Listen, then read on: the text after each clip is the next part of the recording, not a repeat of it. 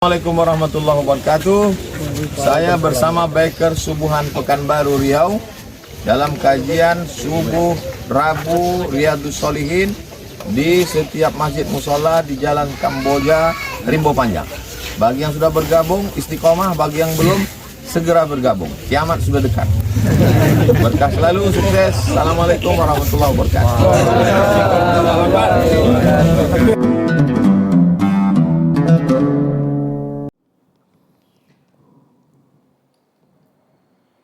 Bismillahirrahmanirrahim. Assalamualaikum warahmatullahi wabarakatuh. Innal hamdalillah nahmaduhu wa nasta'inuhu wa nastaghfiruh wa na'udzu billahi min shururi anfusina wa min sayyiati a'malina. May yahdihillahu fala mudilla lahu ومن يضلل فلن تجد له وليا مرشدا أشهد أن لا إله إلا الله وحده لا شريك له وأشهد أن محمدا عبده ورسوله لا نبي بعده اللهم صل على سيدنا محمد وعلى آل سيدنا محمد أما بعد. Yang sama-sama kita muliakan seluruh jajaran pengurus panitia Mushola Baitul Muluk yang kita cintai, yang sama-sama kita hormati seluruh pengurus serta anggota Bikers Subuhan Kota Pekanbaru yang mudah-mudahan selalu istiqomah di jalan Allah untuk mensyiarkan agama Allah ini dan mensyiarkan dakwah sampai kemanapun nantinya, dan mudah-mudahan selalu dilindungi keberkahan, kesehatan, serta ketakwaan, dan yang terpenting adalah istiqomah di jalan Allah dan mengharapkan ridha Allah Subhanahu wa ta'ala. Ibu-ibu jamaah subuh yang dimuliakan Allah Subhanahu wa ta'ala, pada kesempatan yang berbahagia ini marilah kita sama-sama memanjatkan puji dan syukur kita kehadirat Allah Subhanahu wa taala, yang mana kita sudah memasuki akhir bulan Zulhijjah. Pada hari ini kalau tidak salah sudah sampai kita tanggal 16 Zulhijjah. Sudah di penghujung bulan Zulhijjah, yang mana kita sebentar lagi akan memasuki tahun baru Islam ataupun bulan Muharram. Nah, tentunya ini menjadi sebuah kebanggaan bagi kita untuk melakukan refleksi, melakukan muhasabah, menghitung dan menimbang-nimbang sejauh mana amalan, pahala, kebaikan yang kita lakukan, dan tentunya kita berharap ridha Allah Subhanahu wa taala, dan pada akhirnya kita mengharapkan husnul khatimah di jalan Allah Subhanahu wa taala. Shalawat dan salam marilah sama-sama kita sanjungkan kepada Nabi besar Muhammad sallallahu alaihi wasallam dengan mengucapkan Allahumma sholli ala sayyidina Muhammad wa ala ali sayyidina Muhammad. Assalamu alayka ya Rasulullah. Bapak-bapak dan ibu-ibu jamaah sholat subuh yang dimuliakan Allah Subhanahu wa ta'ala, sebelumnya saya mau bertanya dengan panitia, ini waktu yang diberikan kira-kira berapa menit? Sepuasnya. Takutnya kalau udah di atas mimbar ini lupa ingatan, Bu, Bapak. Takutnya kita molor karena mungkin ada agenda-agenda yang lainnya. Baik, Bapak-bapak dan ibu-ibu jamaah sholat subuh yang dimuliakan Allah SWT,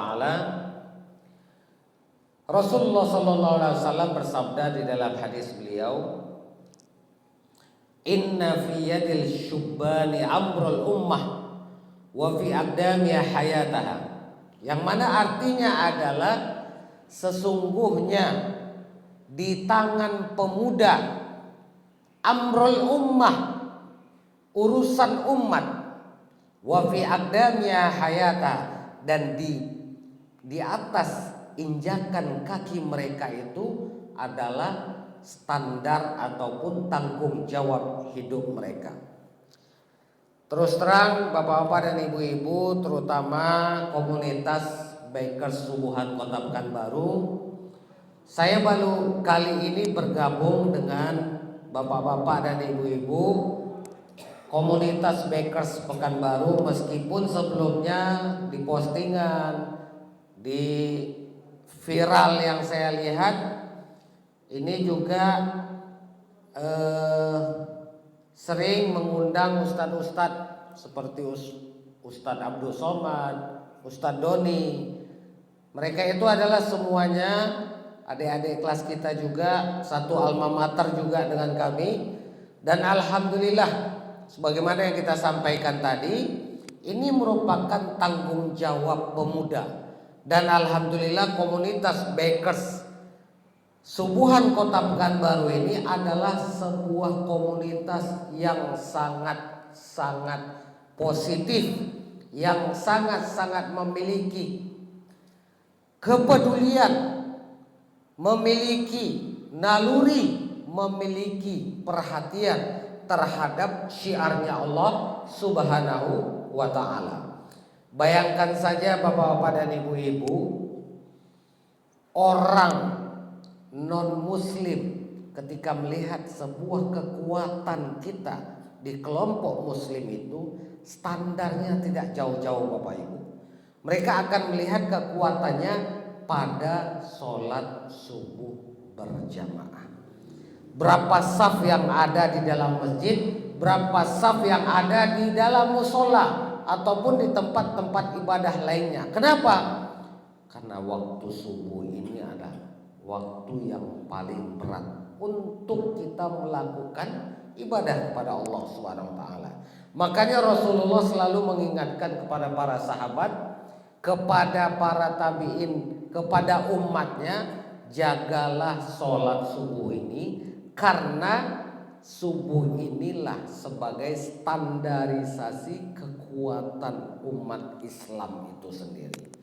Kalaulah masjid dibangun megah-megah dengan uang miliaran rupiah, masjid dibangun dengan fasilitas yang mewah, ada AC, ada karpetnya yang tebal, ada pintunya yang indah dan lain sebagainya, kalau tidak ada jamaah yang sholat di dalamnya, apa gunanya kita membuat sebuah kemegahan tetapi untuk melakukan ketaatan tidak ada di dalamnya. Makanya di dalam hadis yang kami sampaikan tadi, inna fi yadisyubani amrul ummah, sesungguhnya di tangan para pemuda kita ini semuanya, disitulah terletaknya tugas kita untuk menyelesaikan permasalahan umat. Mohon maaf Bapak-bapak dan Ibu-ibu, ustadz-ustadz yang naik di podium saat ini, bisa kita lihat berapa banyak mereka yang masih dalam kategori muda-muda. Orasinya tegas, orasinya kental, tidak tergoyahkan dan lain sebagainya. Ini sebuah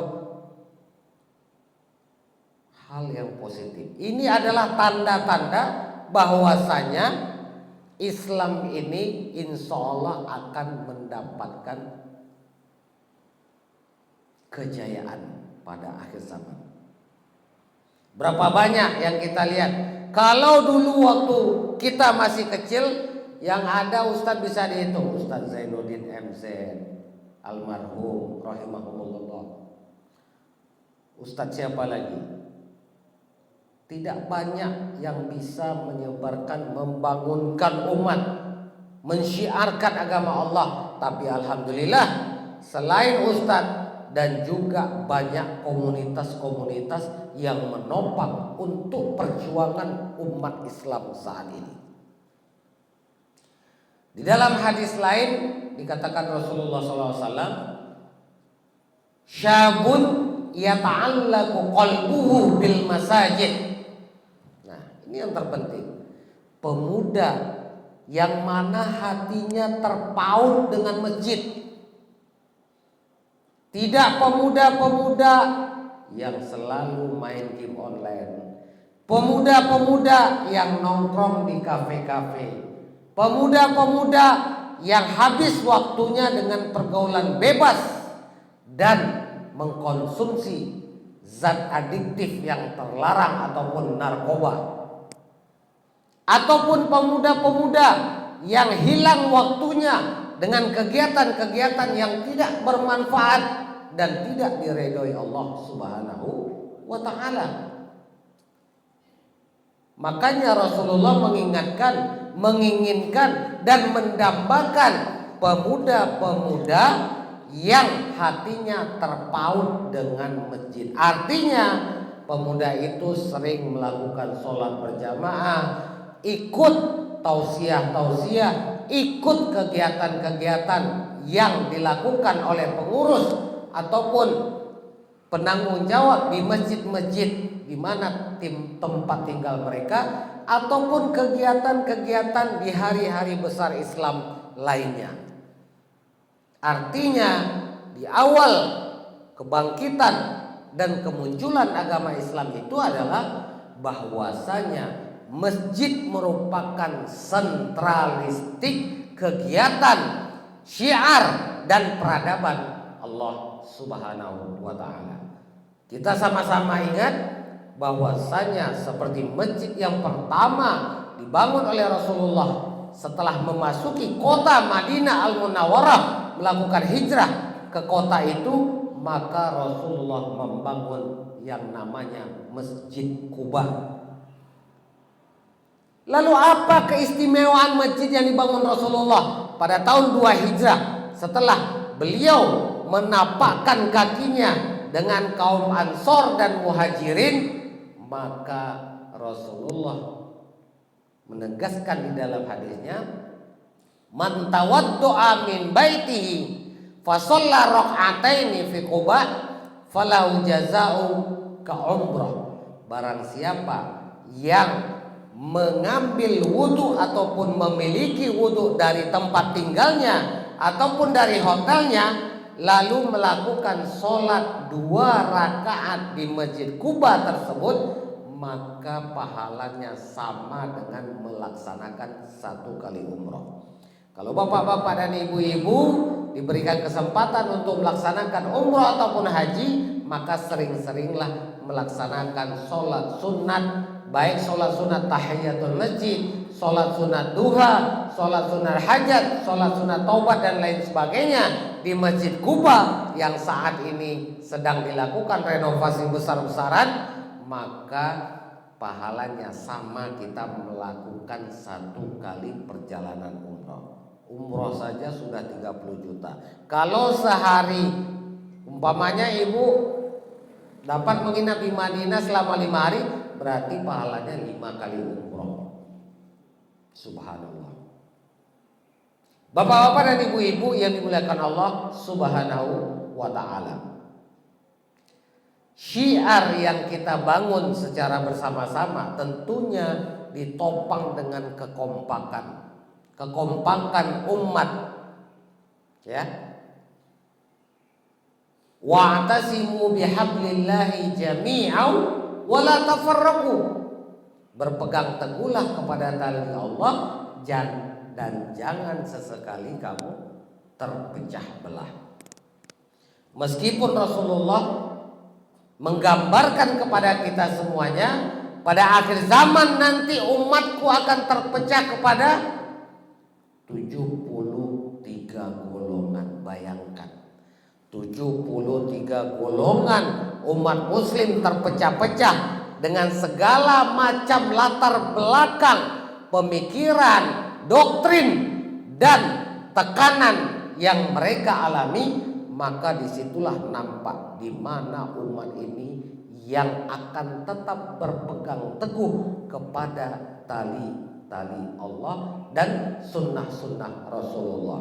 Taraktu fikum amrayni, kata Rasulullah, aku tinggalkan 2 perkara kepadamu, ma in tamassaktum bihima lan tadillu abada, kitab Allah wa sunnati atau wa sunnatu Rasulillah. Engkau tidak akan mengalami kesesatan, kata Allah, Kamu sesekali tidak akan terjerumus ke dalam neraka Allah Subhanahu wa taala selama berpegang kepada dua perkara. Ma in tamassaktum bihima lan tadillu abada. Lan ini artinya tidak akan sesekali, abadan, selamanya. Ini salah satu harfun nahiyah. Artinya ini penegasan tidak akan pernah mengalami kesesatan selama kita berpegang teguh kepada Al-Quran dan Sunnah Rasulullah SAW. Lalu bagaimana kondisi saat ini, Bapak-bapak dan Ibu-ibu? Umat sudah jauh dari Al-Quran. Coba kita perhatikan berapa banyak musola, masjid, tempat keramaian yang mana Al-Quran hanya sebagai pajangan dan hiasan, tidak pernah dibaca dan disentuh. Banyak kondisi seperti ini. Berapa banyak sunnah-sunnah Rasulullah yang sudah ditinggalkan oleh umat. Sholat berjamaah tidak ada, syiar agama tidak ada, peringatan hari-hari besar Islam jauh ditinggalkan. Malah umat meramaikan, mensyiarkan, mengagung-agungkan peringatan-peringatan, kebiasaan, budaya orang-orang selain umat Islam yang ada saat ini.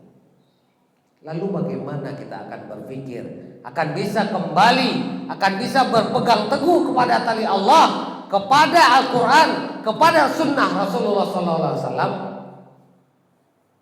Akankah kita tetap di dalam kesesatan atau mau kembali kepada jalan yang benar di sisi Allah SWT? Percuma kita membaca setiap saat, setiap sholat, ihdinas siratal mustaqim, ya Allah tunjukkan aku ke jalan yang benar, siratal ladzina an'amta alaihim, jalan yang engkau berikan petunjuk di dalamnya, ghairul maghdubi alaihim, dan jalan yang tidak engkau murkai. Amin. Kita mengaminkan bacaan dan doa yang kita bacakan masing-masing. Tetapi di dalam realisasi, aplikasi keseharian kita jauh dari apa yang kita baca. Ibarat kata pepatah, Bapak-bapak dan Ibu-ibu, doa tanpa usaha sia-sia, usaha tanpa doa juga tidak akan tercapai dan tidak terwujud. Kita berdoa di dalam setiap sholat kita, kita berdoa setiap selepas sholat kita, tapi dalam realita kehidupan kita, kita tidak melakukannya. Namun alhamdulillah, Bapak-bapak dan Ibu-ibu yang dimuliakan Allah, kita masih memiliki harapan, ar-roja, harapan kepada Allah melalui lembaga-lembaga pendidikan, lembaga-lembaga tahfiz, komunitas-komunitas yang terus mengagungkan, mensyiarkan, mengajak umat untuk kembali kepada jalan yang benar, untuk tetap berpegang teguh di jalan Allah Subhanahu wa taala, untuk tetap mensyiarkan syariat-syariat, sunnah-sunnah Rasulullah sallallahu alaihi wasallam. Namun demikian, maka kita mengharapkan dan berharap juga khususnya kepada komunitas Bikers Subuhan Kota Pekanbaru, tetaplah istiqomah di jalan Allah Subhanahu wa taala, tetap berpegang teguh, tetap kompak. Ya. Ibaratnya ini kata Rasulullah, al-mu'minu lil mu'mini kal bunyani yashuddu ba'duhum ba'dhan. Antara satu Bakers dengan Bakers yang lainnya, antara komunitas Bakers dengan jamaah yang lainnya, antara sesama muslim dengan muslim yang lainnya, kal bunyani, ibarat satu gedung, yashuddu ba'duhum ba'dhan, memperkuat antara satu dengan yang lainnya. Coba kita lihat bangunan musola yang kita amati saat ini. Kalaulah satu tiang sebelah kanan ini tidak ada, maka bangunan ini akan teleng dia seperti itu. Kalau mihrabnya tidak ada, maka ini ibarat bangunan yang tidak ada cerminan dan patokannya. Kalau bapak-bapak pergi ke Masjid Qiblatain, ada dua kiblat. Yang kiblat pertama itu mengarah kepada Palestina ataupun Baitul Maqdis. Yang kiblat terakhir mengarah ke Masjidil Haram ataupun Baitullah Al-Mukarramah. Di sana terlihat orang bingung kadang. Untung saja mihrab yang mengarah ke Baitul Maqdis itu di atas pintu letaknya. Kalaulah dia di bawah, maka orang akan sholat dua arah. Makanya di ayat Al-Quran surah Al-Baqarah yang terakhir turun menghapuskan hukum untuk berkiblat ke Baitul Maqdis itu fawallu wujuhakum syatrah, ataupun ayat sebelumnya fawalli wajhaka syatral masjidil haram wa haitsu ma kuntum fawallu wujuhakum syatrah. Sama artinya ketika kita melihat hukum, aturan ataupun ketentuan daripada Allah Subhanahu wa taala, kalau kita diajak oleh umat ataupun dipanggil azan untuk setiap sholat, maka marilah kita sama-sama memperjuangkan dan menegakkan serta melakukan perintah Allah Subhanahu wa taala. Dan yang terakhir, Rasulullah menegaskan di dalam hadis beliau tentang eratnya silaturahmi di antara kita, bahwasanya silaturahmi yang selalu kita bangun dan selalu kita jalin ini memiliki kekuatan yang sangat-sangat luar biasa sekali. Saya sendiri di antara komunitas Bikers Subuhan Kota Pekanbaru ini juga belum banyak kenal dengan abang-abang, dengan para ustadz dan lain sebagainya. Namun dengan adanya pertemuan kita ini merupakan jalan untuk kita membuka tali silaturahmi di antara kita. Rasulullah mengingatkan bahwasanya barang siapa yang selalu menjaga silaturahmi, maka Allah akan bukakan pintu rezekinya. Barang siapa yang selalu menjaga silaturahmi, maka Allah akan panjangkan umurnya.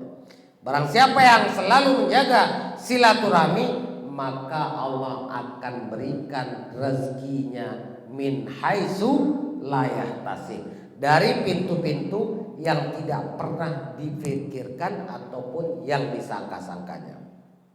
Demikianlah yang digambarkan oleh Allah Subhanahu wa taala, yang digambarkan oleh Rasulullah sallallahu alaihi wasallam untuk dapat kita renungkan secara bersama-sama, untuk dapat kita jalankan dan realisasikan dalam kehidupan kita sehari-hari, selagi fisik, selagi tubuh kita dan selagi pikiran kita mampu untuk menapak di bumi Allah ini, maka wajib hukumnya kita menjalin silaturahmi, kita membangun syiar Allah dan tetap memperjuangkan agama Allah sampai titik darah yang terakhir dan sampai titik hembusan nafas kita yang terakhir. Masya Allah, subhanallah.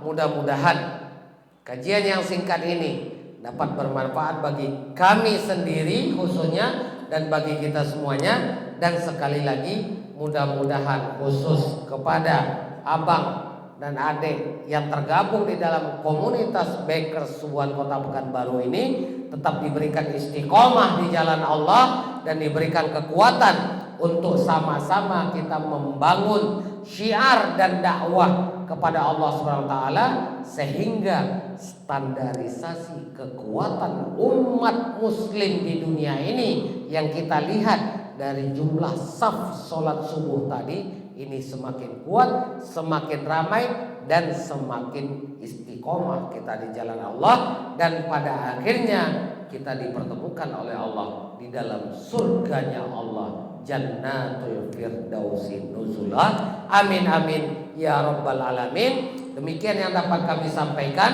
lebih dan kurang mohon maaf. Subhanakallahumma wa bihamdika asyhadu an la ilaha illa anta astaghfiruka wa atubu ilaik. Billahi taufiq wal hidayah. Wassalamu alaikum warahmatullahi wabarakatuh.